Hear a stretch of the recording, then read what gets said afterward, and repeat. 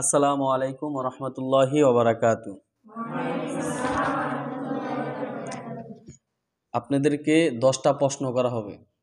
যে উত্তর দিতে পারবেন সে হাত উঠাইবেন। কেমন? রেডি আছেন তো? আচ্ছা, ঠিক আছে। প্রশ্ন: কোন ছেলে তার পিতাকে জোর করিয়া দোজখে নিয়ে যায়? কে বলতে পারবেন?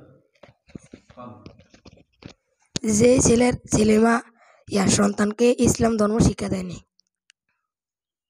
যে পিতা তার সন্তানকে দ্বীন ইসলাম শিক্ষা দেয়নি। পারফেক্ট উত্তর। এটা চকলেট নিয়ে না।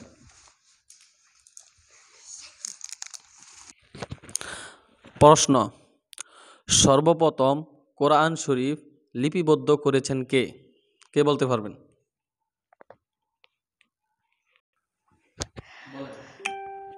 মুহাম্মদ সাল্লাল্লাহু আলাইহি সাল্লাম।